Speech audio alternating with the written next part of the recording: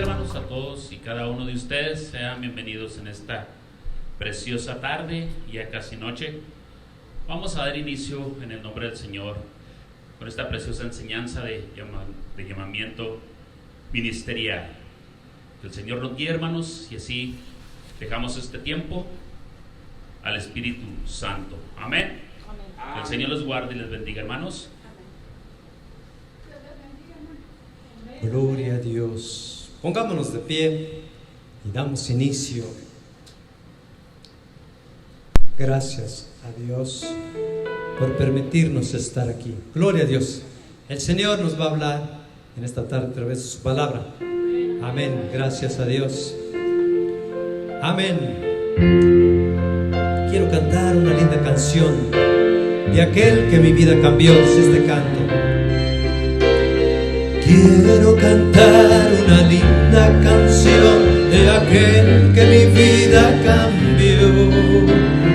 Quiero cantar una linda canción de aquel que me transformó. Es mi amigo Jesús, es mi amigo más fiel. Él es Dios, Él es Rey, es amor y verdad.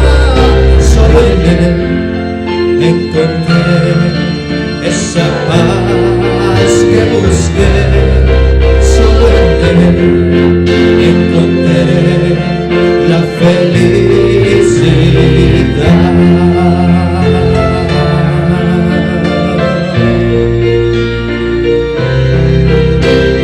Quiero cantar una linda canción de aquel que mi vida cambió. Quiero cantar una linda canción de aquel que me transformó.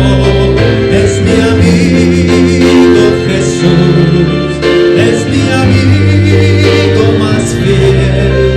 Él es Dios, Él es Rey, es amor y verdad. Solo en Él encontré esa paz que busqué. Solo en Él encontré la felicidad.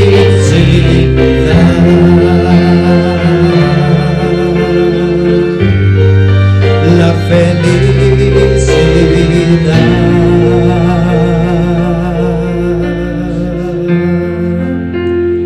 Gracias, solo en ti, Señor, pues tenemos la paz, la tranquilidad. Gracias, Dios, gracias. Porque fue en el monte Calvario, Dios Santo, donde tú entregaste, Señor, tu vida hasta el último suspiro por cada uno de nosotros. Bendito tu nombre. Gracias. En el monte Calvario estaba una cruz, emblema de afrenta y dolor. Y yo amo a Jesús, quien murió en la cruz por salvar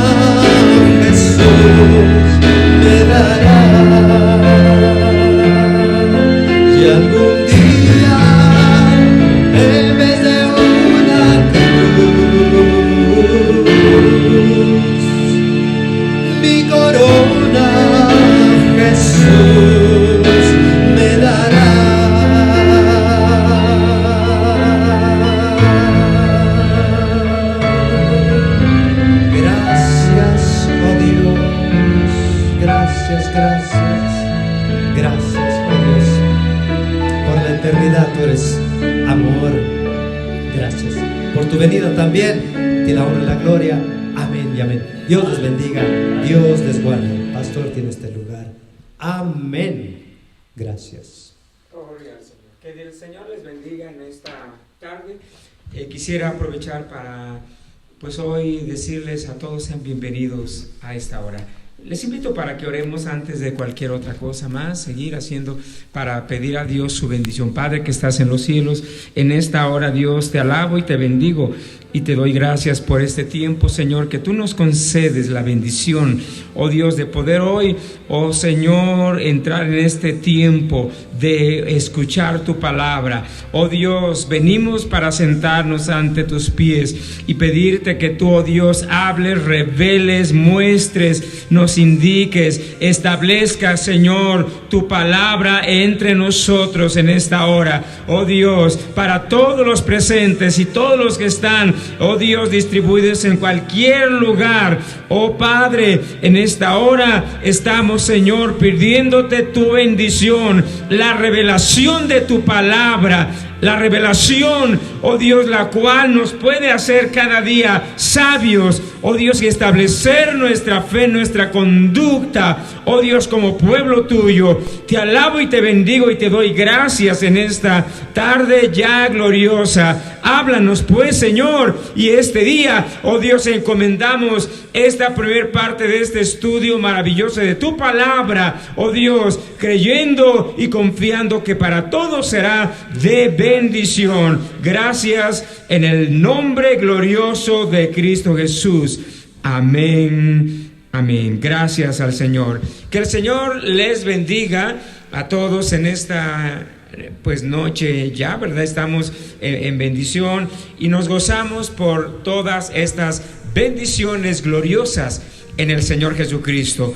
Bienvenidos los que estamos ya aquí en este santuario, Iglesia Nuevo Pacto, los que están también en sus hogares en esta ciudad de Santa Fe, a todos los hermanos, amigos, familias en las diversas comunidades, provincias, ciudades, estados y países. Dios les bendiga, pastores de Iglesia Cristiana Internacional, que Dios los bendiga, y a todos los pastores amigos que nos conocen y les conocemos, les bendigo y deseamos que este estudio bíblico pueda representar una grande bendición. Dios nos permitió el jueves pasado terminar la parte que tenía que ver con el ministerio en la mujer cristiana. Fue una bendición y agradezco a todos los hermanos que hicieron sus comentarios buenos. Esto nos anima para poder seguir profundizando y ahondando en la palabra. Pero este estudio de que hoy vamos a dar comienzo es una serie muy amplia, yo diría tan importante, que tiene que ver con el llamamiento ministerial, y este es precisamente el tema que hoy nos estará ocupando en esta primera parte: el llamamiento al ministerio o ministerial. Es un tema que realmente es muy importante porque nos habla sobre la importancia y estabilidad de la iglesia a través del fluir de los ministerios. Desafortunadamente, yo quisiera introducirme antes de ya leer parte de la palabra del Señor. Es un tema que el Espíritu Santo creo le ha placido así poderlo abordar, porque nos llevará a entender varios aspectos que han estado rezagados, que han estado ignorándose o muchas veces pues desviándose. Esperamos que sea una importante bendición. Así es que si tiene su Biblia, tómela, ábrala y leamos juntos la bendita y gloriosa palabra del Señor. Primera Timoteo capítulo 3. Bendito es Dios. Primera de Timoteo capítulo 3. Amén. Los que están en casa puede abrir su Biblia o seguirnos a través de nuestras pantallas. Gloria al Señor. Voy a leer para todos, aprovechando el tiempo y hasta donde el tiempo nos lo permita, ya que, como lo he mencionado, es un tema de una serie de varios estudios que no constará en uno o dos. no sé cuántos podríamos abarcar y no tenemos mucha prisa, queremos irlo desmenuzando para que traiga mucha bendición para todos. Cuando ya tengan su Biblia, vamos a leer la palabra del Señor.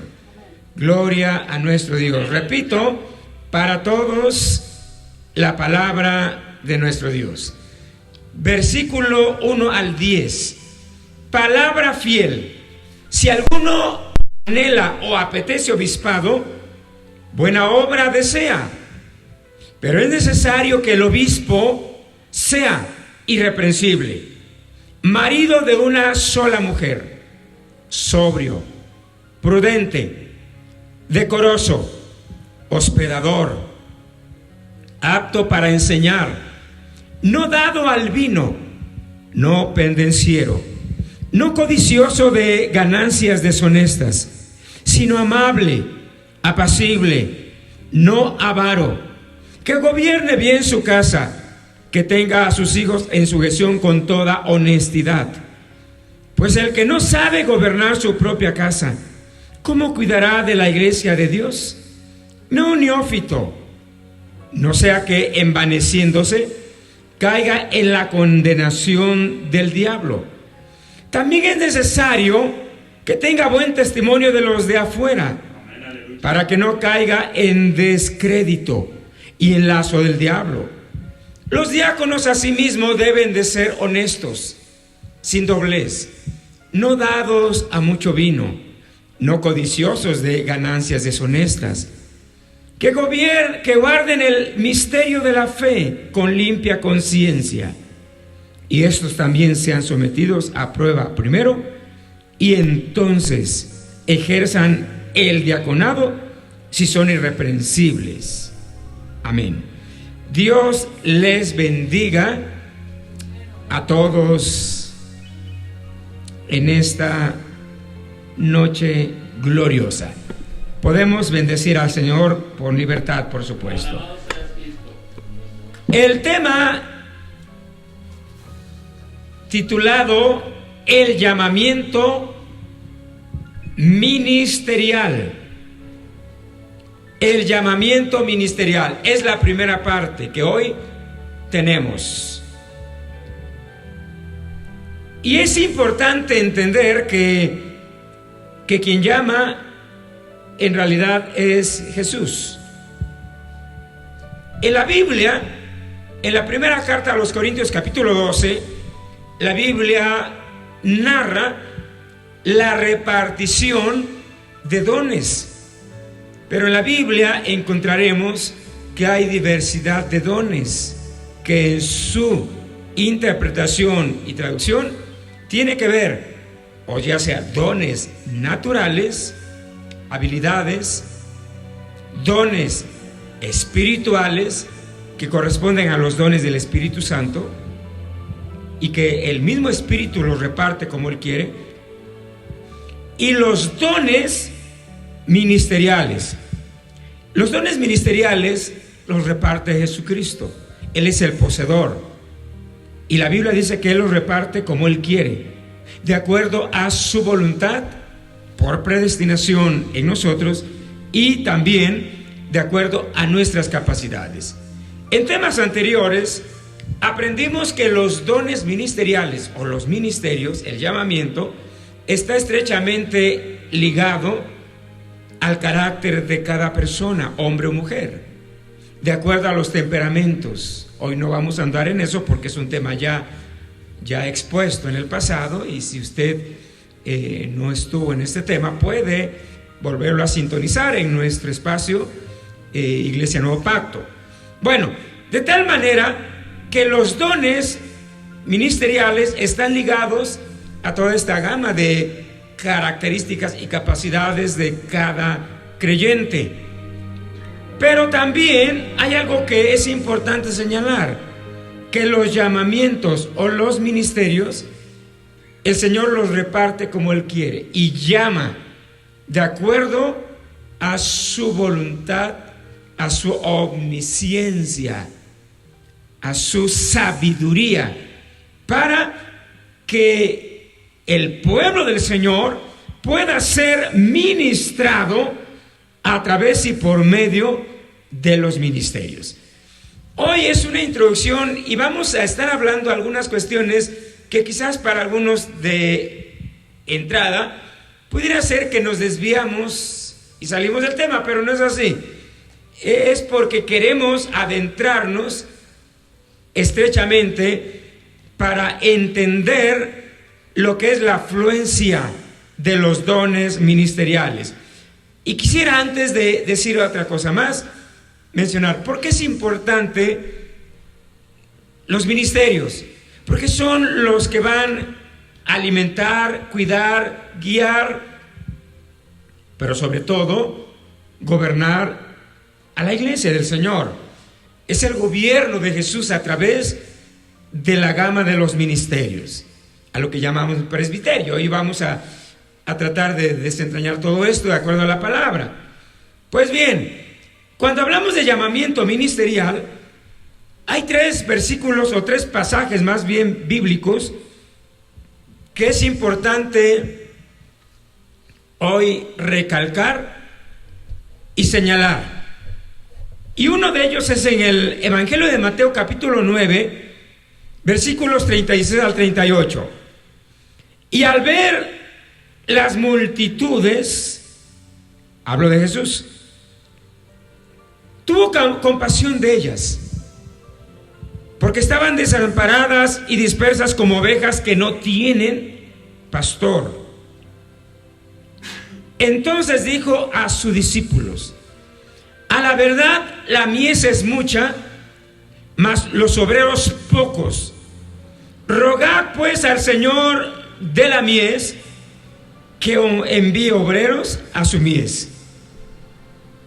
Jesucristo, en una visión espiritual, Él estaba contemplando la humanidad dispersa, desamparada, bajo la carga del pecado y sin una cubierta de protección para que les suministrara la protección espiritual. Y ves, por eso que él, dice la Biblia, cuando vio esta panorámica, tuvo compasión de ellas por toda esa visión que él contemplaba. Y recomendó a sus discípulos, que hasta ese momento solo había 12, que él había llamado, capacitado y preparado, para que ellos, después de que Jesús muriera y ascendiera al cielo, ellos pudieran abrir margen como punta de lanza para que esa iglesia que sería establecida se propagara a nivel mundial. Pero también recomendó diciendo: a la verdad la mies es mucha. La palabra mies significa la muchedumbre es grande. La siembra y la cosecha será amplia y habrá ausencia y pocas manos de obra. Y por eso él recomendó diciendo: la mies es mucha, pero los obreros pocos. Rogad pues al Señor de la mies, de la siembra, de la cosecha, que es Jesucristo, para que envíe más obreros a su mies, que envíe obreros, que envíe ministros. Otro versículo que también es muy importante, 1 Timoteo capítulo 4, versículos 14 al 16. Pablo está ahora recomendándole a un discípulo joven que se convertiría posteriormente en un apóstol,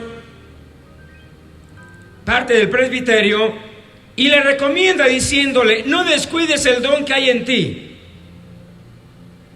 Es decir, que Timoteo, él tuvo una formación, pero él gozaba de un don, que era el regalo de Dios al llamado ministerial. De tal manera que aquí quiero parafrasear un poquito, que no es del que quiere ni del que corre, es de Dios que tiene misericordia y el que llama a quien Él quiere. De tal manera que dice, no descuides el don que hay en ti, que te fue dado mediante profecía, con la imposición de las manos del presbiterio. Subraye presbiterio. A continuación vamos a definir. Ocúpate en estas cosas, permanece en ellas, para que tu aprovechamiento sea manifiesto a todos. Ten cuidado de ti mismo y de la doctrina. Persiste en ello, pues haciendo esto te salvarás a ti mismo y a los que te oyeren. Bueno, son versículos sin dejar atrás el versículo de introducción. El que apetece obispado, buena obra desea. Y Pablo empieza a narrar las cualidades, responsabilidades de los ministros, que será un tema por separado. En las siguientes semanas estaremos hablando. Bien, ahora, cuando hablamos del llamamiento ministerial, subrayo una vez más, ¿por qué es importante? Porque hoy en día vemos a la iglesia como Jesús la miraba, como un gran sembradío de trigo desparramado, mal conducido, abandonado, porque o hay poca mano de obra ministerial, y aquí hablaría porque algunos tienen el llamado pero no se lanzan al trabajo, otros no tienen el llamado y se lanzan al ministerio y fracasan, y junto con ellos también al pueblo que van a conducir. O hay ministros llamados, pero apáticos, indispuestos, ignorantes de la palabra, faltos de oración, de entrega, de obediencia y lo que corresponda. Y todo esto trae como consecuencias graves y grandes problemas a las iglesias a nivel mundial, y con ello malas administraciones, situaciones adversas que van a arrollar al mundo entero en relación al tema de eclesiología. Por eso hoy quisiera hablar, aunque ya lo hicimos en el pasado, hoy quisiéramos hacer un rapidísimo resumen para subrayar algunos aspectos importantes. ¿Como cuáles? Bueno, los tipos de gobiernos aplicados en las iglesias a través de los 2000 años que han transcurrido. Recuerdo que hablamos de este tema y pusimos como un ejemplo Israel, que Israel ha mantenido en el pasado y un tipo de sistema final de gobiernos. El primer gobierno fue teocrático, donde Dios los gobernaba a través de jueces, patriarcas, profetas, jueces y demás. Pero también ellos saborearon y palparon el gobierno monárquico a través de reyes, un fracaso total. Y en el futuro, Israel se le implementará un tercer tipo de gobierno, que es el gobierno monárquico también. Un gobierno democrático pero monárquico, es la combinación al anticristo gobernando a Israel en los tiempos finales. Bueno, en la iglesia, 2000 años que han transcurrido, debido a toda la influencia del paganismo, de todas las situaciones de dogmas, tradiciones y demás, las iglesias del Señor se han visto envueltas en estos tres tipos de gobiernos, desafortunadamente. Y los quiero explicar porque quiero llegar a un punto muy importante que tiene que ver con el ministerio en la iglesia. Y cuando hablo de los tipos de gobierno, hablaré primeramente el gobierno democrático. ¿Cuál es el gobierno democrático? Es el gobierno congregacional, donde la autoridad descansa no en los ministerios, sino en la iglesia en general. Y la iglesia cede de forma limitada y cuestionada la autoridad a los ministros. Esto es erróneo, equivocado. La Biblia reprueba este tipo de gobierno. Nunca la iglesia podrá o debe de ejercer la autoridad, sino la Biblia habla que es el ministerio que Dios establece. Y es claro que la iglesia tiene también autoridad, pero tiene que equilibrarse en esta área. Es Dios, Jesús, la autoridad que brinda bajo el llamado de los ministros. El segundo tipo de gobierno se le denomina como gobierno episcopal, que su traducción es monárquico. Y la palabra monárquico pues suena a monarquía, dictadura. Y aquí vamos a hablar de congregaciones donde automáticamente una sola persona, ya sea en la iglesia o en una organización, concilio u organización o denominación, van a ejercer abierta y de forma totalitaria una autoridad que se traduciría como autoritarismo, monarquía o una dictadura. Y lo tercero es el gobierno teocrático.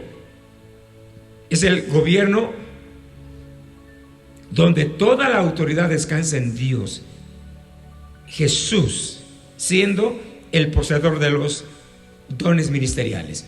Y al repartirlos en la iglesia, entonces Jesús a través de los ministerios va a ejercer el gobierno. Esto sería algo similar como en el pasado, los patriarcas, los jueces, que ellos eran gobernadores para un pueblo, pero eran puestos por Dios para guiar, alimentar y sobre todo gobernar al pueblo de Israel. En este caso estamos hablando de la iglesia. Entonces estos tres tipos de gobiernos hoy en día de una u otra manera se ven presentes en diferentes congregaciones, o algunas congregaciones quizás repasan los tres tipos de gobiernos, pero bíblicamente la palabra habla que toda iglesia, el gobierno debe de ser teocrático, bíblico, ejercido por Jesucristo. Alabemos a Dios. Ahora, entendiendo estos tres principios, ya que los hemos hablado en el pasado y no es necesario más explicaciones, vamos a ahora adentrarnos el por qué es importante entender este aspecto. Es decir, el gobierno neotestamentario, que es el ejercido por ministros que Dios ha llamado, tiene que ver directamente que el gobierno de la iglesia de Jesucristo es teocrático, pues Jesucristo, siendo su cabeza, él mismo mantiene una teocracia, es decir, su autoridad fluye directamente de Dios, que es quien la ha establecido sobre la tierra. Segundo, el gobierno de la iglesia es la declaración de que Dios mismo es quien ejerce su autoridad de manera plena, sin la presencia de influencias humanas. Enseguida usted va a entender por qué esto. 3. Presbiterio. Son los ministros llamados a servir dentro de la iglesia, y a su vez ellos mismos son quien cuidan, guían, alimentan y ejercen autoridad de gobierno dentro de la iglesia. Subraya la palabra presbiterio. Recientemente hablamos de que la palabra presbiterio significa la totalidad de los ministros llamados.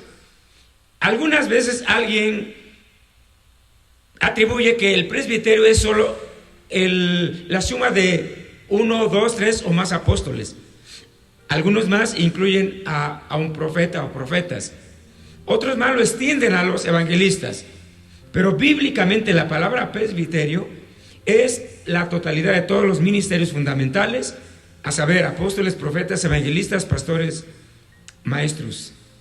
Son los encargados de formar esa capa o esa cubierta, ese manto que va a cubrir a la iglesia, al cual Pablo lo denomina presbiterio. Presbiterio. Por eso quizás alguien ha escuchado cuando a alguien se le dice, el que oficio tiene es un presbítero. Lo que quiere decir es de que o es un pastor, es un maestro, es un profeta, un apóstol, etcétera, etcétera. Es un presbítero. Pero en realidad la palabra presbiterio es el cúmulo de todos los llamados a servir dentro de la iglesia, y a su vez son los que cuidan, guían, alimentan, ejercen autoridad de gobierno dentro de la iglesia. Y aunque es bien, cada congregación, concilio y demás, bajo la interpretación de la palabra, y muchas veces quizás a conveniencia o cuestiones, pues muchas veces hasta equivocadas, bueno, al presbiterio lo acomodan en una jerarquía de autoridades, de tal manera que muchas veces maximizan o minimizan a determinados ministerios. Pero hoy yo quisiera mencionar que bíblicamente el presbiterio es el cúmulo de todos los ministerios que van a ejercer autoridad en la iglesia, que es bien claro que en la iglesia el pastor directamente titular o determinado y establecido, pues es el que tiene la autoridad, y junto con él todo el presbiterio que lo rodea. Es decir, que nadie será independiente ni autónomo, porque entonces caemos en un gobierno congregacional democrático que es independiente. Amén. Y la palabra cobertura precisamente fluye y se desprende de la palabra presbiterio. Es decir, ¿quién es quien brinda cobertura a una congregación? Es el presbiterio, no solo un pastor, solo. Por eso es importante que si tú eres llamado al pastorado, no seas un pastor solitario con una iglesia independiente solitaria. Deberás de mantenerte y ponerte en sintonía en una cobertura de gama de más ministerios para poder fortificar y fortalecer la autoridad dentro de la iglesia. Es decir, la palabra cobertura viene de cubierta de cuidado y protección que Dios mantiene a través de cada ministro, o la suma de todos los ministros. Bendito es Dios. Pueden decir gloria a Dios. Bien, entendiéndolo de esta manera, entonces quiero entrar a un punto que hoy en día pudiera para muchos ser muy controversial. Las muy mencionadas y nombradas mesas directivas en gobiernos democráticos congregacionales. ¿Alguien ha escuchado en alguna ocasión? Esta iglesia tiene una mesa directiva que adopta la autoridad de gobierno dentro de ella. Pues bien, bíblicamente las mesas directivas en gobiernos democráticos congregacionales, que son los gobiernos no realmente correctos ni tampoco sustentables, pueden ser muy cuestionados porque carecerían de un sinfín de cuestiones. Y quiero que lea este párrafo. A través de los tiempos de las iglesias ha existido organizaciones que se han conformado. Cuando hablo de conformado, pues no de conformidad, sino más bien que se han establecido mesas directivas para poder establecer un gobierno, una administración y una disciplina. Pero estas mesas directivas se conforman por personas, o ya sea bajo un voto popular democrático, y serán personas que pues muchas de las veces o tienen influencias, o los que tienen más poder económico, o los más tienen más antigüedad, o los que tienen pues algún tipo de carisma. Sin embargo, ¿cuántas de las veces las mesas directivas está ausente la expresión ministros, ministerios? Es decir, que las mesas directivas son el conglomerado de personas de la congregación para regir y determinar el destino administrativo, gobierno y disciplina de una iglesia. ¿Qué es una mesa directiva? Bueno, ya lo he mencionado. Es este grupo de personas que pueden ser un presidente, un secretario, un asistente, un vicepresidente, un vocal, 2 vocales, etcétera, etcétera, y que van a ejercer el control precisamente de la misma iglesia.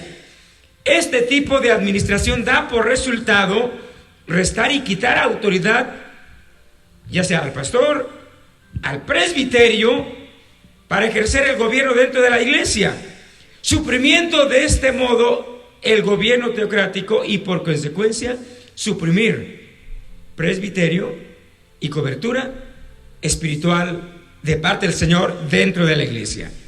Entonces, por eso, a través de esta palabra, yo exhorto, animo, declaro a través de la palabra que corrijan pastores si en sus congregaciones está sucediendo este tipo de fenómeno de mesas directivas. En la iglesia del Señor, realmente quien tiene el gobierno es el presbiterio que Dios ha llamado para establecer. El resto de los hermanos que tengan algún llamado, ancianos, diáconos, ayudas y gobernaciones, vendrían a ser liderazgos que ejercerán un trabajo bajo la autoridad directamente de su pastor, y el pastor apoyado por todo un presbiterio que brinda también este tipo de cobertura. Alabemos a Dios. Bueno, creo que este punto era importante mencionarlo y bueno, yo lo sentía carga por explicarlo para que podamos entender que realmente es en una iglesia todo un presbiterio que va a mantener esa cobertura, y obviamente que dentro de una iglesia pues va a haber un pastor, va a haber algunas veces inclusive alguien que de ahí fluye para el exterior, un evangelista, un apóstol, un profeta, un maestro, un anciano. Aprendimos en el tema pasado que los ancianos es el tercer nivel de autoridad dentro de la iglesia, que junto con el pastor pues va a ayudar para conducir al pueblo de Dios, pero el pastor siempre bajo esa cobertura, porque no puede ser un pastor solitario ni independiente. Amén. Vamos a pasar a un punto también, es un punto también un poco, yo diría, raro y peligroso, pero es importante mencionarlo. El tema, esto lo hablamos quizás hace un par de estudios, hoy quisiera recalcarlo de forma breve. Predicador, ministerio, como una guerra en pugna, predicador o ministerio. Hoy haría esta pregunta: ¿qué es usted? ¿Es un predicador o un ministerio? Y es aquí donde cuántas de las veces alguien que tiene un llamado renuncia despojándose de ese ministerio por cuestiones de irresponsabilidad o de sujeción, y muchas de las veces solo se arropa en la palabra soy un predicador. Yo lo he escuchado infinidades de veces a lo largo de nuestro ministerio, de alguien que sí tiene el ministerio y que dice yo solo soy un predicador. O sea, como que está renunciando a sus deberes. Ese es un fenómeno. Pero el otro es de personas que sí tienen el llamado ministerial y renuncia, o muchas veces a la inversa. Realmente tiene la capacidad de poder predicar, pero no es un ministerio. En esta área encontramos, y quiero que usted lea, que la palabra predicador viene, o ministerio, viene de la palabra diaconía, que significa servicio, ejercer un servicio. De ahí viene la palabra ministerio, no predicador. La expresión ministerio va más allá del solo hecho de predicar un sermón. Es la cualidad y virtud del servicio a nuestro Dios. Predicar o predicador es solo una herramienta del ministro, pero no el equivalente a ministerio. Alguien puede no tener un llamado ministerial y puede ser un predicador, porque tiene la habilidad. Sin embargo, y esto quiero que lo subraye, alguien puede tener la habilidad de predicar, pero no necesariamente puede ser un ministro, es decir, que tiene y goce de un llamamiento ministerial. En un momento esto lo vamos a desglosar un poco más.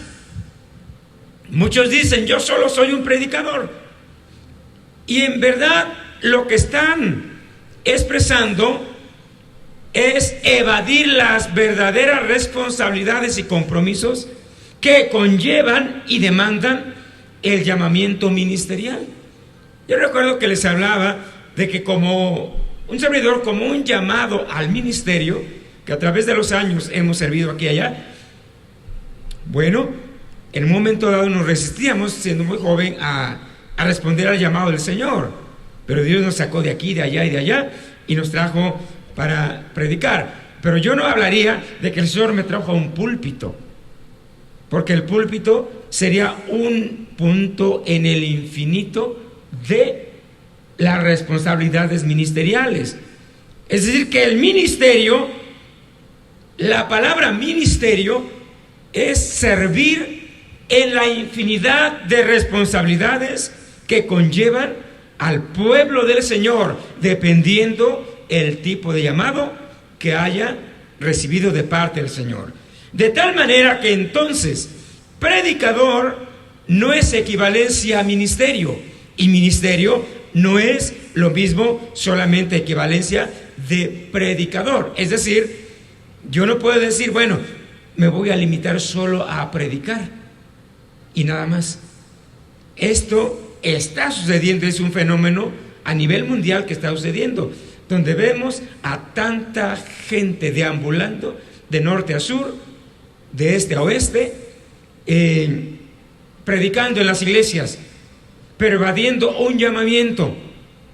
Posiblemente alguien es un evangelista, pero el evangelismo o el evangelista no quiere decir que solamente su labor será predicar y ya, ahí terminó todo. No, el evangelista tiene un deber también y un compromiso con una iglesia local, con un pastor, con un apóstol, con un profeta. Es más, quiero decirle que apóstoles, profetas, evangelistas, pastores y maestros se entretejen formando como una malla, como una red, para unirse en esa cobertura espiritual, de tal manera que nadie queda en la autonomía y en la independencia. El evangelista, el apóstol, el profeta o aún el pastor que se declare independiente está rompiendo el vínculo que la Biblia llama cobertura o presbiterio espiritual. Es salirse de esa capa de cobertura espiritual. Alabemos a Dios. Muy bien.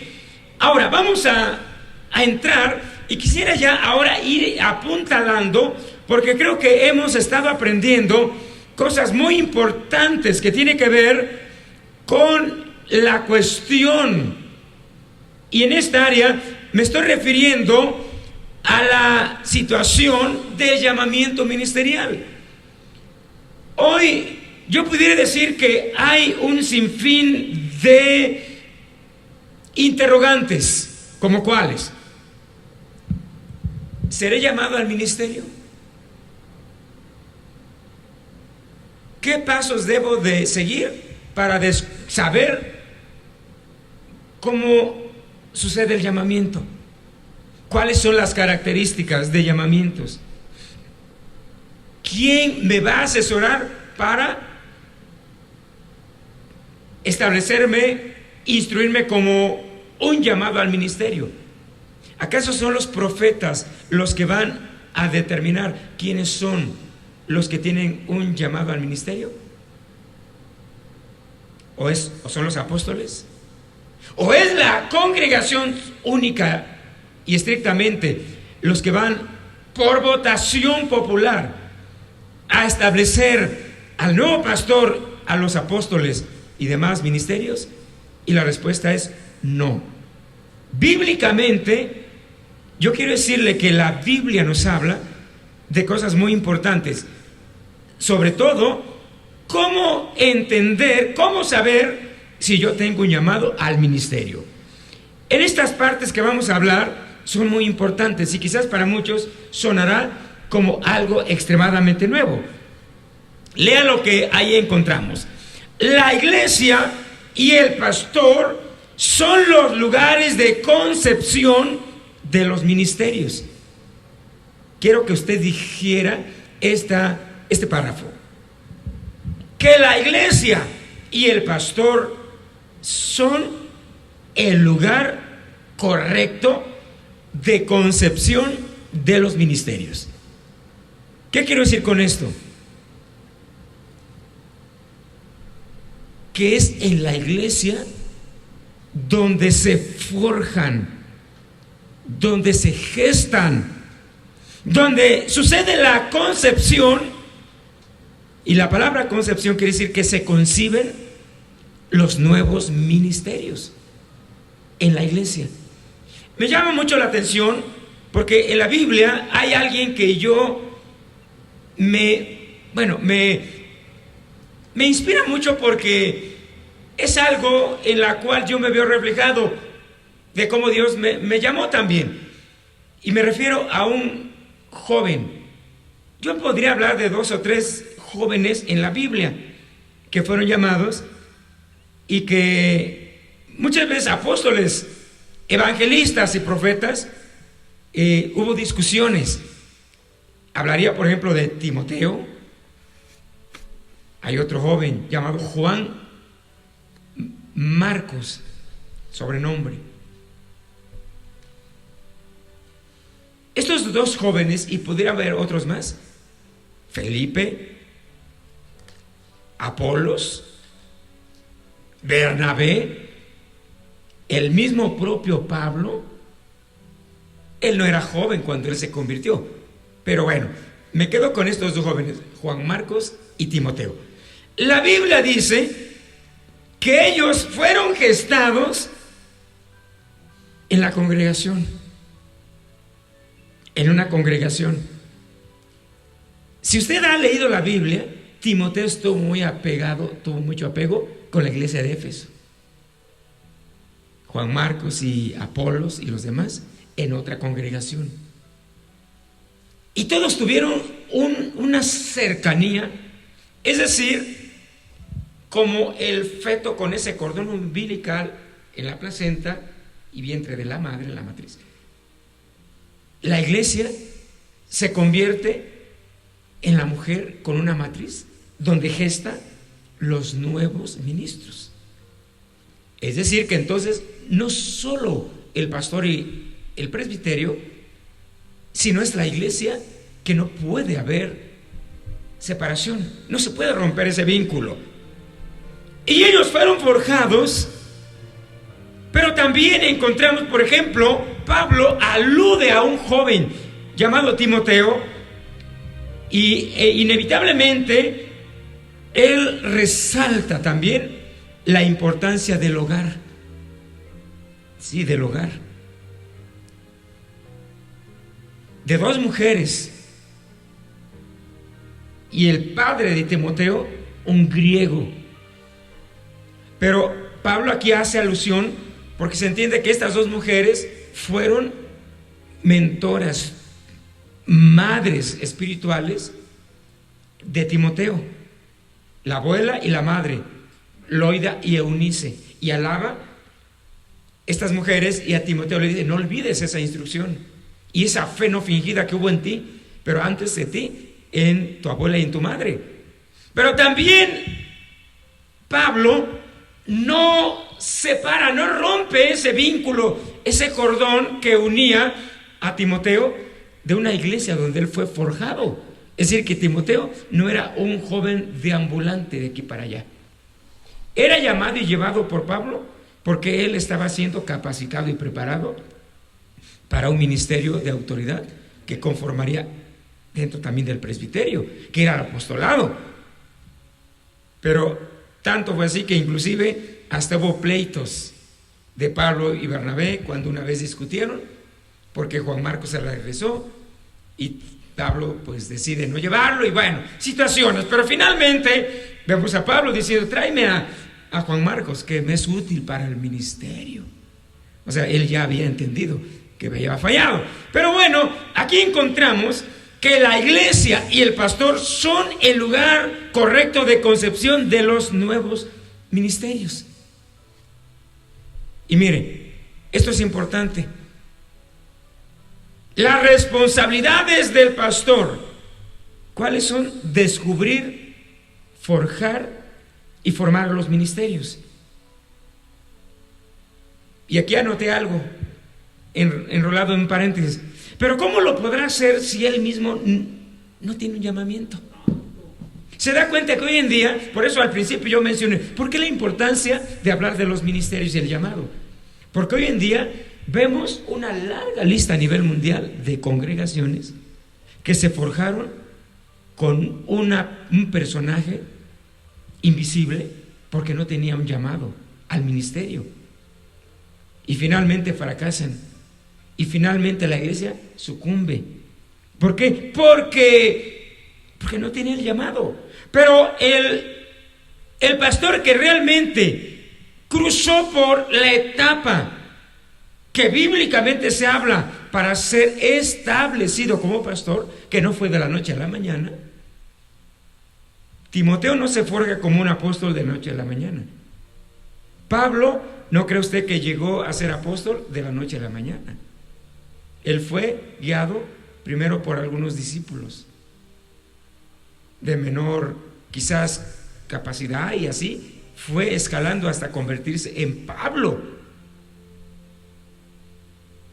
O sea, probó de todo lo que era las labores y el infinito mundo del ministrar.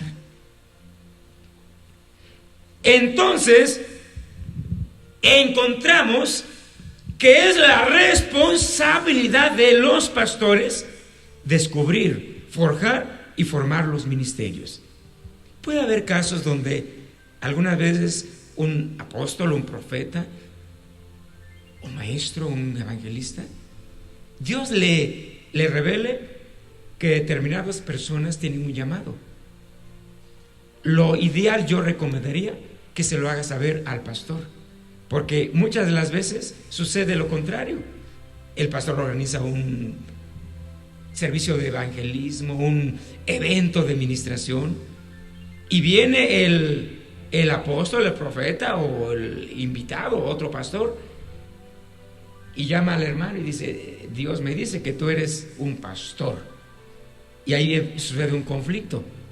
O se lanza él de pastor llevándose media iglesia, o le hace problema al pastor que está en turno y lo desfalca del trono y él se queda con la iglesia. Eso ha sucedido continuamente, que es incorrecto. ¿Acaso falló la palabra? No falló la palabra. Lo que falló fue la discreción de quien recibió esto. Lo ideal y correcto es que alguien que recibe, que alguien tiene un llamado a determinado ministerio, muchas veces hasta pudiera ser un ministerio de más diferencia a un pastor, por ejemplo un apóstol, etcétera. Lo correcto es que se lo diga al pastor. ¿Por qué al pastor? Porque el pastor es, por así decir, el padre espiritual de la congregación, y él sabe, porque ¿quién sabe el caminar de la iglesia? Pues Jesús y el pastor. El pastor, pudiéramos decir que es como el que cubre Jesús en la iglesia a través del llamado pastoral. Pero cuando así no sucede, pues muchas veces viene el profeta, viene el apóstol y hace un desbarajuste y se va y le deja los problemas al pastor. Entonces, ¿cuál sería lo correcto? Es lo correcto que apóstoles, profetas, evangelistas y maestros establezcan, llamen, forjen y formen a los ministerios, incorrecto. Los que lo debe de forjar, descubrir y formar es el pastor directamente dentro de la iglesia. Esa es la responsabilidad. Sin embargo, la iglesia no queda fuera de este rol y rango. Vamos a hablar de responsabilidad, ya que, como he mencionado, la iglesia y el pastor son el lugar de concepción de los ministerios. Entonces, dicho de esta manera, el pastor tiene una gran e importante responsabilidad de cuidar. Y la iglesia no se queda atrás. También la iglesia tiene una responsabilidad. ¿Y cuál es?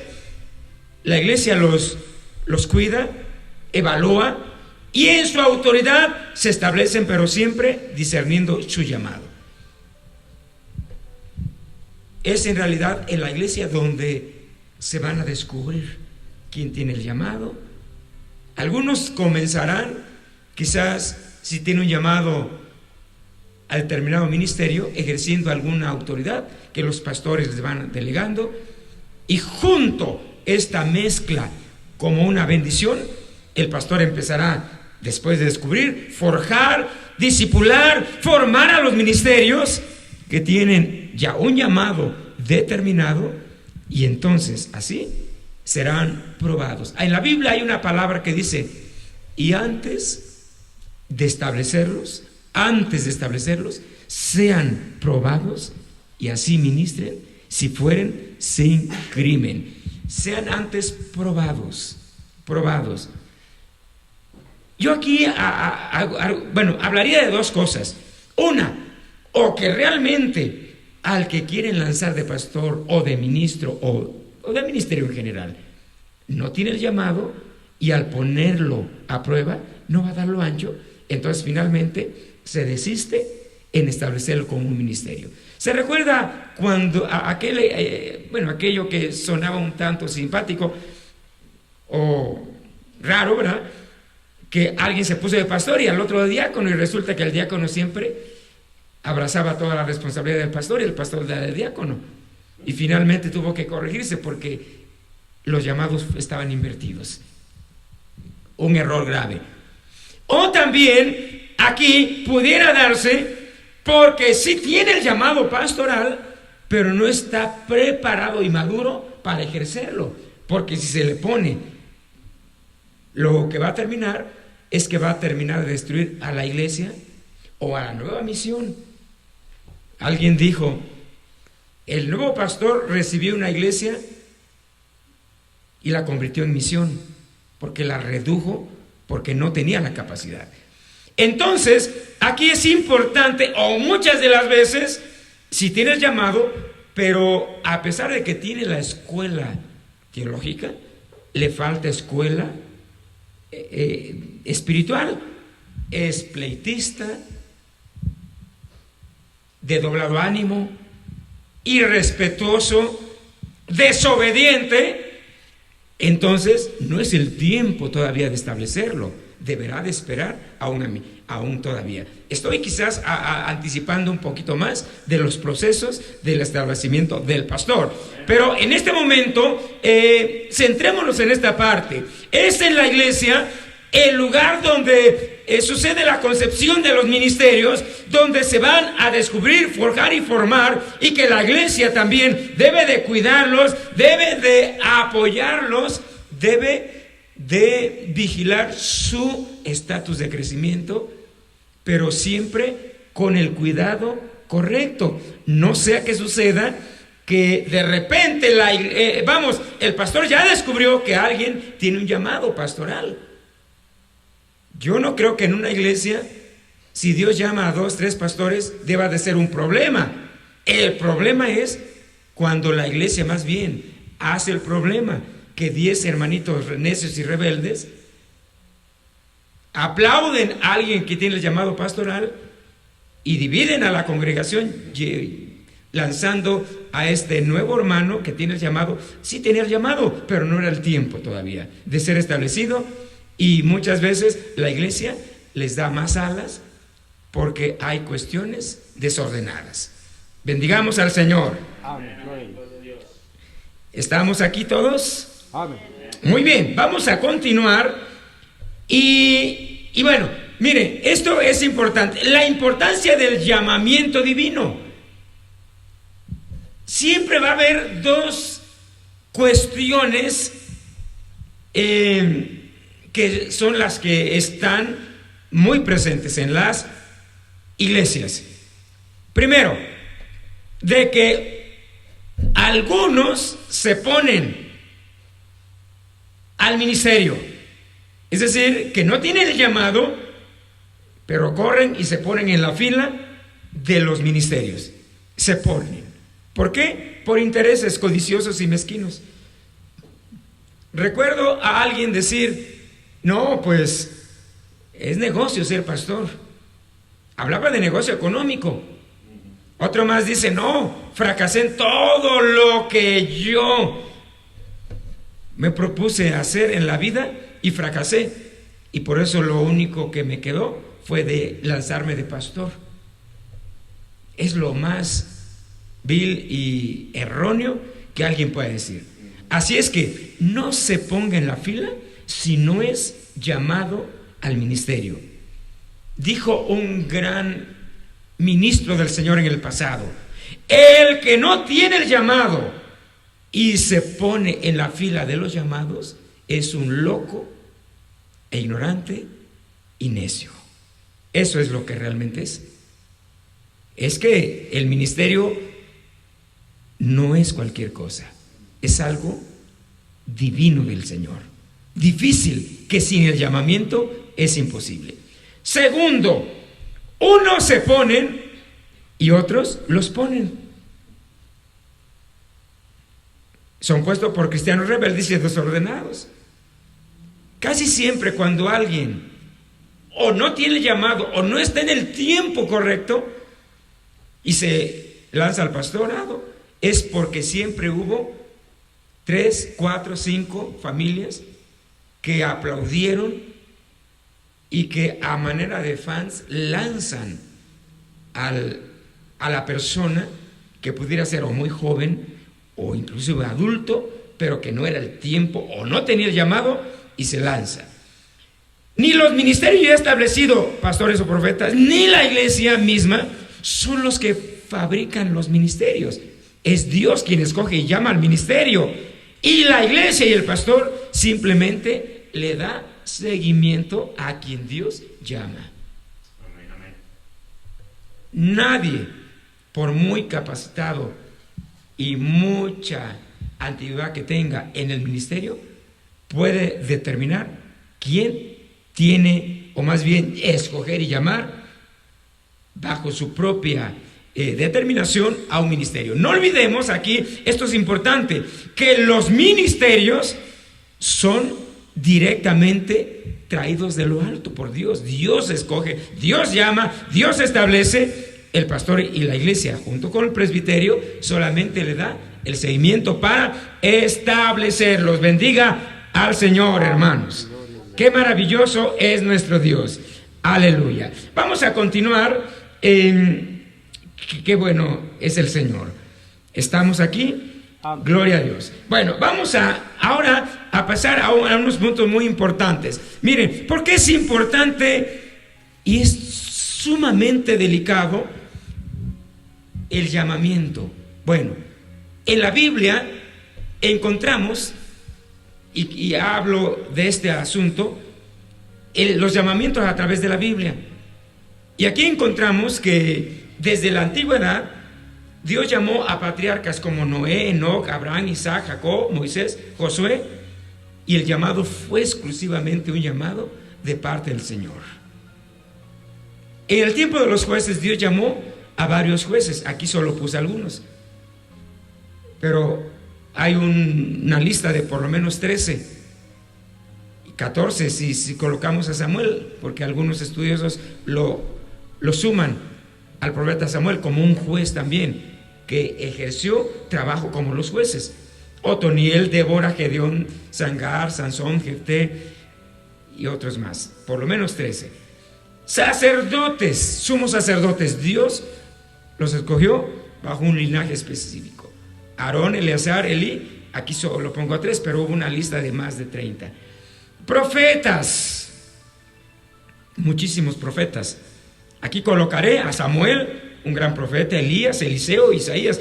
Estos profetas tuvieron una influencia muy grande, un llamado muy poderoso. Jeremías, reyes, a pesar de que en el asunto de los reyes se trataba de un gobierno monárquico, Dios, aún con todo eso, por amor al pueblo del Señor, estableció y llamó a reyes, a Saúl, a David.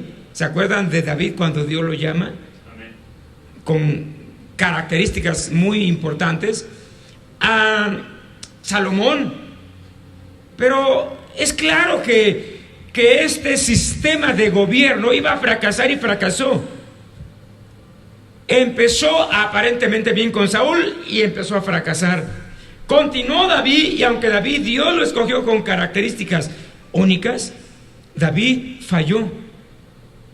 Salomón recibió mucha sabiduría, pero finalmente era ignorante y fracasó bajo tanta idolatría y pecados de inmoralidad. Y después de Salomón el reinado se partió en dos y hubo una secuencia de tantos reyes que duraron cientos de años, y finalmente ambos gobiernos de un pueblo judío o hebreo dividido terminaron en ruina, llevando los pueblos gentiles a cautiverio. Babilonia, por un lado, se llevó a una parte del pueblo y el gobierno asirio a otra parte, terminando así con esto la sucesión de reyes y terminándose el pueblo como una nación establecida. Y pasaron años y años, miles de años, y hasta 1950 y tantos, 47, Israel se establece como nación. O sea, qué terrible es esto, hermanos. Y finalmente encontramos los ministerios neotestamentarios. Es decir, que Dios a los patriarcas llamó a los jueces, sacerdotes, profetas, y aún en los reyes, cuando el pueblo hebreo le dio la espalda y quiso sacar a Dios de su entorno de inquietudes y deseos y conveniencias, Dios estableció reyes, pero finalmente fracasó. Pero viene el tiempo neotestamentario, que es la iglesia, el tiempo de la gracia, del Espíritu Santo, el tiempo de Jesús en su pueblo. Estoy hablando de una época de bendición que la Biblia llama vino nuevo, lluvia tardía, era del Espíritu Santo, la gracia, nuevo pacto, la era del Espíritu Santo, donde Dios es claro que no podía pasar desapercibido, como no lo hizo en el pasado, para que su iglesia, una iglesia poderosa, hermosa, bellamente adornada, pudiera vivir a la deriva y a expensas de lobos rapaces. Y Dios, entonces, en este tiempo que está llegando a su final, el tiempo de la gracia, el tiempo de la iglesia, Dios ha sido cuidadoso para establecer a sus ministros, apóstoles, profetas, evangelistas, pastores, maestros, ancianos, diáconos. Dios los ha establecido con un llamado directivo, por predestinación, y deben de ser descubiertos estos ministerios, instruidos, capacitados, guiados, establecidos, y cada pastor, cada profeta, cada apóstol, cada maestro, cada anciano, cada diácono, cada profeta, vivir sujeto a ese gobierno que fluye de Dios.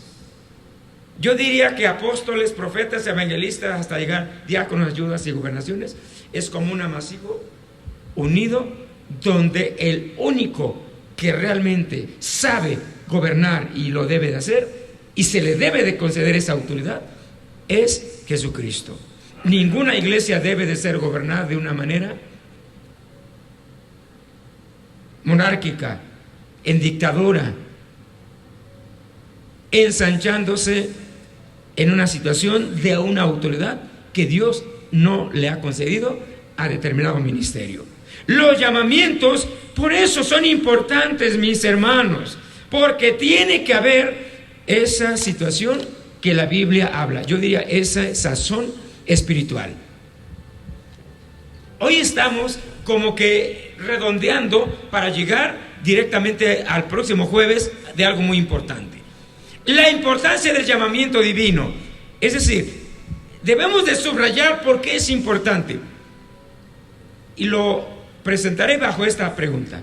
¿Cómo saber si yo verdaderamente tengo un llamado al ministerio? Yo me hice esa pregunta hace muchos años. Y por muchos años yo busqué confirmaciones. Viajé de norte a sur, de este a oeste. Oré, leí libros, los pocos que había en ese entonces, porque no existía ni siquiera el internet ni las computadoras. No existían, hermanos. Yo recuerdo llenar mi biblioteca con libritos que había, pero eran contados. Había poca información. Y para empeorar el asunto, los padres espirituales de esa época eran personas iletradas. Santos sí, pero ignorantes de la palabra. Y eso no es una ofensa, pero es la realidad. No todos, porque había muchos grandes hombres que hasta hoy en día son historia. Pero muchos de ellos, realmente, yo me acercaba y me arropaba en ellos, me inspiraban. Porque eran hombres piadosos, santos. O sea, tenían la escuela de Dios, pero no la escuela del saber. Y les decía, y les preguntaba, pastor, ¿y cómo es esto? Desde esa época era muy inquieto en cuestiones de profundidades. Y muchos me decían, no, mi hijo, no sé nada de eso. Ve al superintendente, o ve al obispo, ve al otro. Iba con él y dice, no, ni toques eso, vete. Porque era una situación. ¿Cómo saber si yo tengo el llamado al ministerio? Hoy en día, esta pregunta sigue estando en el aire. ¿Por qué sigue estando en el aire? Porque muchos que tienen el llamado, realmente, cuando van a su pastor vive en la misma época como yo la viví, en la ignorancia. Porque siguen sin conocer la palabra, desviados. Inclusive hace algún tiempo alguien, por ahí me enteré que le decía, pastor, ¿cómo saber si yo, no, pues no sé, amigo, no sé. ¿Y por qué no me recomienda con su superior? Es que no tengo superiores. Yo soy único, autónomo e independiente. Pues oiga, para mal de males, ¿verdad? Entonces esto empeoró el asunto. ¿Cómo saber si yo tengo un llamado al ministerio? Por el testimonio y apertura del pastor, la iglesia, la persona aspirante, hermano, debe de envolverse en una situación a través de esto que acabo de decir. ¿Cómo saber si yo tengo un llamado al ministerio? Y la respuesta aquí está: por el testimonio personal.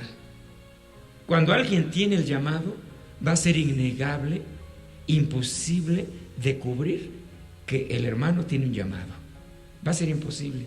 Es inquieto, tiene las habilidades. Pero no desviemos la situación, porque yo conozco iglesias que dicen, no, lanzaron al pastor porque era el más guapo de todos. Fracasó. No pusieron de gobernador, pues porque era el mejor futbolista. Pues se fracasa. En la iglesia ese fenómeno sucede.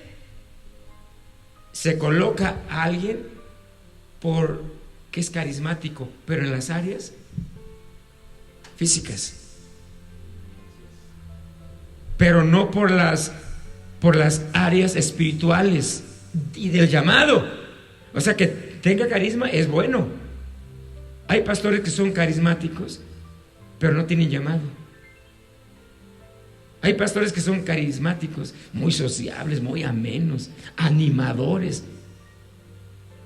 Pues los que están en un circo, pues animan también. ¿A poco vamos a traer los del circo aquí a la iglesia, hermanos? Para que animen a la iglesia.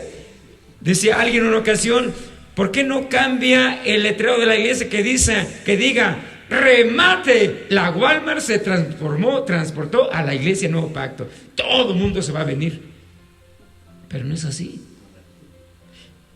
Entonces, ¿cómo saber que yo tengo el llamado al ministerio? Si usted que está escuchándome tiene esta inquietud e incertidumbre, te quiero responder sencillamente. Primero, por el testimonio. Y cuando hablo de testimonio, hablo de los que de allá y de los que te rodean van a dar testimonio. Van a decir, no, el hermano se le ve por encima que tiene el llamado. Y eso que se le ve es más que porque puede predicar bien, o porque toca bien, o porque canta bien, o porque habla bien, porque es bien sociable, bien ameno, bien bromista, bien alegre, bien cuenta cuentos. No. Algo tiene que haber más, y eso es el testimonio. ¿Usted sabe lo que es el testimonio? Es lo que hay dentro. Es lo que hay dentro. El corazón. No porque lo que está afuera. Pero también 3 cosas. Y sigo hablando de iglesia, pastor y candidato al ministerio. Primero, tiene que haber un testimonio dentro de la persona que es llamada. Yo siempre diré que el hecho de que alguien me diga que yo tengo llamamiento es bueno, pero quien el primero tiene que saber qué llamado es la propia persona. Imagínense que alguien me diga, usted tiene llamado al pastor, póngase pastor, y yo no lo siento. Pues está inverso esto, está equivocado. Es como para decir, a mí no me ha dicho nada Dios, ni siento yo eso. Una cosa es que yo tenga el llamado y que Dios me está llamando y que yo lo sé y me pongo a pleitear con Dios buscando confirmaciones, resistiéndome a no hacerlo porque pongo 1000 conjeturas y pretextos. Es otra cosa, pero yo estoy convencido que Dios me está llamando. Eso es innegable. El que tiene el llamado, Dios no lo deja dormir. El que tiene el llamado no deja de tener sueños. El que tiene el llamado siente ese fervor, esa llama que arde en su interior. Pero no solo eso, la segunda parte, en la otra parte, el pastor va a darse cuenta que realmente determinado hermano tiene un llamado. Y no solo eso, y la iglesia también lo verá y lo va a mirar. ¿Por qué usted cree que hay iglesias, o la iglesia en general, yo diría, que muchas veces van a aplaudir y a ver a alguien que tiene el llamado al ministerio? ¿Por qué? Porque se mira. Dice un proverbio, lo que se ve no se juzga. O sea, es incuestionable. Ese sería una cuestión importante. Es lo correcto. ¿Cómo saber que yo tengo un llamado al ministerio? Por el testimonio y apertura del pastor, la iglesia y la propia persona aspirante a este ministerio. Dios lo llama. ¿Usted cree que Moisés no sabía que era llamado a un ministerio? Él lo sabía. ¿Usted cree que Gedeón no sabía esto? Él puso miles de pretextos. ¿Usted cree que Samuel no sabía que era llamado? Sí lo sabía. ¿Por qué cree que Moisés se fue a a la tierra de Madián y se escapó y se trató de esconder después al desierto. Cuando hablo de la tierra de Madián es donde los judíos estaban, los hebreos ahí de esclavos. Él dejó el palacio, se fue y se hizo como ellos. Él estaba huyendo de una responsabilidad. Dios lo llamó al palacio, lo libró y después él huyó al desierto. Allá se casó y se puso a cuidar ovejas. Y Dios ahí, hermano, se le reveló y le dijo: pues te vas a tener que regresar a Egipto para liberar a mi pueblo. Y digo: ¿pero cómo lo va a hacer? ¿Usted cree que Moisés era realmente tartamudo? ¿Que no tenía palabra? ¿Que no tenía habilidad? No, es puro cuento y pretexto de Moisés. Él era un hombre apto, preparado. Él estudió en las mejores universidades de Egipto, de ahí. Él era un excelente militar, un soldado hábil, no solo como soldado para luchar, sino también en las estrategias.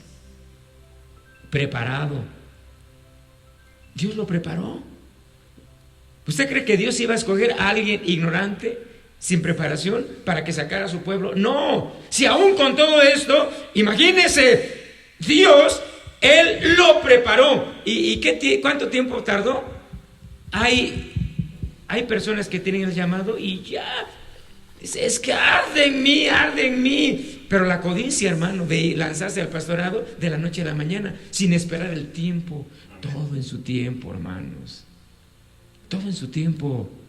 Tenemos que permitir que el Señor nos meta, después de que nos amasó, como la harina del pan, que nos meta al horno. Y nadie quiere entrar al horno. Y después, ya, lanzarse. Moisés, 40 años en Egipto, 40 años en el desierto. Y cuando él viene a liberar al pueblo, ¿cuántos años tenía? 80. Y sacó al pueblo preparado. Es importante que entendamos el llamado. Yo diría que, ¿cómo saber que yo tengo el llamado? Yo he escuchado a alguien decir: es que sí sé tocar la guitarra. ¿Y eso qué? Eso no es una evidencia de que eres llamado al ministerio. Es que me sé 100 versículos de la Biblia. No me quedarán poner de pastor. Es que prediqué y me salió bien la predicación. ¿Y eso qué? Ya dijimos que predicación y ministerio son dos cosas separadas. Es que hago reír más que el pastor. Vete al circo. En la iglesia no es eso. ¿Qué más? ¿Le seguimos o así nada más? ¿Cómo saber que yo tengo un llamado al ministerio? Es por el testimonio. Porque el pastor lo ve. Y porque la iglesia no pasa desapercibido. Sin embargo, los errores gravísimos suceden cuando algunas veces algún líder de la iglesia o de un concilio escoge a alguien por conveniencia personal para forjar un equipo de líderes fraudulentos. ¿Para qué? Para mantener y continuar manteniendo el control, porque él se arropó como un dictador la autoridad de determinado concilio. Y a los que verdaderamente tienen el llamado, los excluye, los ignora, los corren, los expulsan o los destruyen. Y se arropa de gente novata que a lo mejor tiene un llamado, pero no es el tiempo. Pero más puede suceder de personas que sin llamado los coloca en diferentes puestos como políticos de autoridad en la congregación, en concilios. Otras veces la misma persona se va a arropar en un ministerio sin tener un llamado confirmado. llevando su propia vida a la ruina. Y otras veces, pues esto ya es muy trillado. Un grupo de creyentes desordenados y fuera de una cobertura espiritual lanzan a una persona al ministerio como su líder, y el resultado, usted ya lo sabe, será un fin incierto. Esto sucede a menudo en cada comunidad, en cada provincia, donde había 3 iglesias y a la vuelta del año ya hay 40, y de esas 40 es de dudosa procedencia muchos ministros, porque grupos de personas lo empujaron al ministerio, sin ser llamado o sin ser el tiempo del Señor. Bendiga al Señor, hermanos. Amén.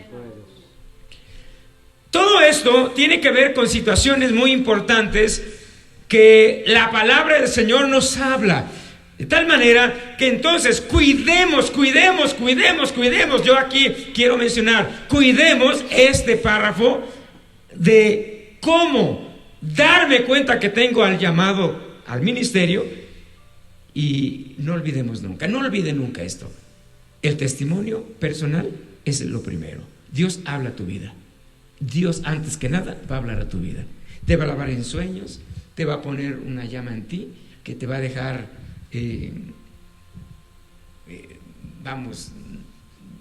diferente, y va a haber bendición en tu vida. Esto es importante. El pastor debe dar crédito a esto. La iglesia va a ver lo que Dios está haciendo en tu vida. Características del llamado. Casi termino, regálame 5 minutos.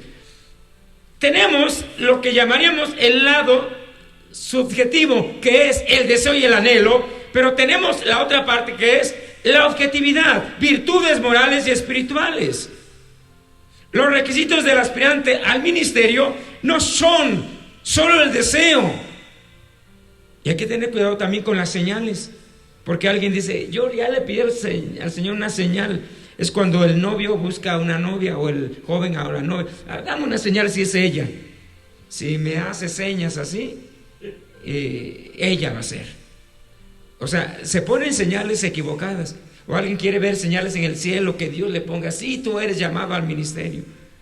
Hay que tener cuidado, ¿verdad? Lo que son muchas veces las peticiones de que Dios me revele, me confirme a través de un ministerio, que Dios me hable en la Biblia, que Dios me dé una señal en el cielo con letras. Si eres llamado al ministerio, profecía, sueños, deseos, oportunidades. Es que pues el pastor me puso a predicar, entonces esa es una señal. Tengamos cuidado.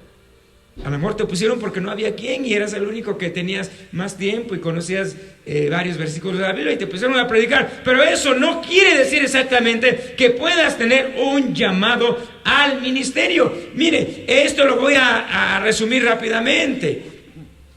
El llamamiento, muchas veces trastocamos y confundimos situaciones. Le pasó a Samuel. ¿Se acuerda usted? ¿Se recuerda? Las características externas no son evidencia al ministerio, ni tampoco el deseo. El deseo, esto como que contradice lo que dije a un principio, de que muchas veces el testimonio, y deseos y anhelos son cosas diferentes. Alguien puede tener el deseo pero no tiene testimonio. De tal manera que características externas no son evidencia de un llamado al ministerio. Lo que aquí la Biblia habla es que Dios mandó a Samuel diciendo: ¿hasta cuándo llorarás por Saúl, que ya lo he desechado de rey? Ve y unge a quien yo pondré por rey. Y la palabra dice que cuando vino a casa de Isaí, dijo: llama a tus hijos, porque no empezará el sacrificio hasta que no esté toda la familia. Iba directamente ahí. Era claro que tenía miedo, porque Saúl estaba enojado que otro rey Dios lo pusiera y lo ungiera. Y él llegó de forma engañosa, supuestamente que a un sacrificio. Convocó a la familia de Isaí, a los sacerdotes, que también tenían miedo, y dijo: ¿vienen en son de paz o de guerra. Dijo, no, a sacrificar a Jehová. Y llamó a los hijos de Isaí. Y dice que cuando vio al primero, dice, y aconteció que cuando ellos vinieron, vio al primero que se llamaba Eliab. Y dijo Samuel, de cierto este es su ungido. Y ahí va con el cuerno de aceite para ungirlo. Pero usted se ha preguntado por qué Samuel pensó que era Eliab. Porque era alto, el mayor, fornido, quizás tenía alguna característica más. Y Dios lo detuvo y le dijo, no mire su parecer, ni a lo grande de su estatura, porque yo lo desecho. Jehová no mira al hombre, el exterior, Él mira lo de dentro del corazón. Y dice que así llamó a los demás, a Abinadab, y a uno por uno lo fue pasando. Y Dios, pues ya bajo esa consigna, Samuel pues se puso más receptivo y dijo, no es, y los fue desechando uno a uno. Y pasaron todos, y se acabaron. Y Samuel pensó que ya eran todos y le preguntó a Isaí, ¿son todos sus hijos? Ah, no. Falta uno todavía. Pero pues, yo no me atrevo a pensar qué pudo haber dicho Isaí. Pues es el más chico, el pastor, el que cuida las ovejas. Ese se quedó allá. A lo cual Samuel respondió, pues no empezaremos el sacrificio hasta que no vayas o mandes por él. Y lo fueron a traer. Y ahí viene David con su arpa. Pues era un adolescente pequeño. Era chico de edad. Y ahí viene David corriendo. Y dice, cuando entró, el Espíritu de Dios tocó a Samuel y dijo, este es. Y lo llamó y lo ungió como el nuevo rey. Y se regresó a Ramá, Samuel, después de haber ungido a el joven David. Démonos cuenta entonces que Dios llama no por el exterior, sino por cosas objetivas directamente, de testimonio y de acuerdo al llamado de Dios. ¿Usted cree que a Dios se le va a pasar algo? A nosotros sí, a Dios no. Él conoce y nos ve así como en un rayos X, totalmente desnudos, descubiertos, y Él sabe todo, nuestra mente, nuestro corazón, nuestras intenciones, habilidades, capacidades. Ahora, esto no quiere decir que Dios va a llamar, y esto subráyelo, en siguientes estudios vamos a andar en esto. No vaya usted a pensar que Dios a los ministros que escoge, los escoge porque son perfectos 100%, son ángeles que lo único que les falta son alas para volar. No es así. Todos los ministerios en la Biblia, desde los patriarcas hasta hoy en día, tienen errores, pero tienen un llamamiento. Y no por eso se van a poner a todos en disciplina, porque si así fuera, que ninguno fuera pecador, dejarían de existir los ministerios. No habría ministerios, créalo, no habría. Sin embargo, hay cuestiones que tenemos que entender, que Dios lo que llama es por el testimonio, por un llamado directamente, y lo que muchas veces la iglesia y el pastor, porque ya dije a un principio, es en la iglesia donde se gestan los pastores, y es el pastor y la iglesia los que tienen que cuidar, proteger a los bebés, a los recién nacidos, para concebirlos y establecerlos como futuros ministros. Hoy en día yo me gozo porque en iglesias que en el pasado Dios estableció y pastoreamos junto con mi esposa, ahora son pastores en diferentes lugares, comunidades, aquí, allá, en México, y algunos inclusive han tomado liderazgos. Y otros seguramente pues se forjarán, y en esta iglesia se sucederá lo mismo. Sin embargo, es importante que se forjen, que los pastores, que las iglesias forjen a estos ministerios y que se espere el tiempo del Señor. Y termino con este listado. Juzgar por la apariencia es un grave error. No juzgues por su apariencia, porque Dios ve el corazón y no el aspecto exterior. Es que es carismático, físicamente alto, fornido y joven. Así era Eliab, Dios lo desechó. Es que tiene buena oratoria, habla bien, es rico, es el más rico de la iglesia, por eso lo vamos a poner de pastor. Aunque usted no lo crea, hay iglesias que tienen al pastor porque era el más rico, pero no tienen llamado. Un problema grave. Es que es el más guapo, tiene gran personalidad. Bueno, pregúntale a los mexicanos, yo soy mexicano y usted también. Pusieron a Enrique Peña Nieto porque dicen que era guapo. ¿Y cómo quedó para México? En la ruina. En la ruina. Esto fue notorio a nivel. Es que es guapo. ¿Y qué? Pero era ignorante. Se dice que ha sido el peor presidente del mundo, de ignorante y todo lo que corresponda. Hoy anda escondiéndose por allá. ¿Y cómo quedó México? En la ruina. Hay iglesias que pusieron al pastor por ser el más guapo. No, pues muchos no pasamos la prueba. Otros porque eran famosos en el fútbol. Pregúntale a nuestros paisanos de Morelos, nosotros somos de Morelos. Pusieron a Cuauhtémoc Blanco porque era futbolista y ganó. Primero de alcalde y ahora de gobernador. Es un fracaso total. Imagínense aquí que pongamos de pastor a Ronaldo, a quién más, etcétera, etcétera. Es que es muy sociable. Eso no importa. Es inteligente, tampoco. Es que es de la familia del pastor y líder, tampoco. Hay, sí, ciertas posibilidades y fuertes sobre todo, y no porque exactamente el ministerio se herede, pero es la formación que lleva, y ahí definitivamente hay muchas claras posibilidades en su mayoría. Sin embargo, hay que cuidar este punto. Es influyente. Es que es un político poderoso, tampoco. Es que es músico, no importa.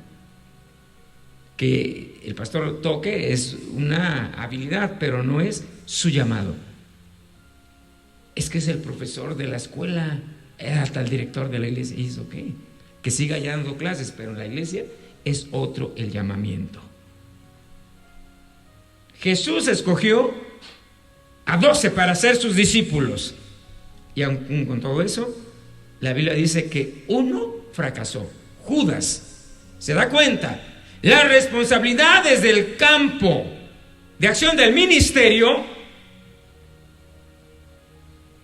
es que ministerios son grandes responsabilidades que muchos que se dicen ser ministros no las cumplen ni las aceptan. Ministerio es un campo de trabajo. Predicar en un púlpito es solo un pequeño punto en el infinito del ministerio. Por eso en esta noche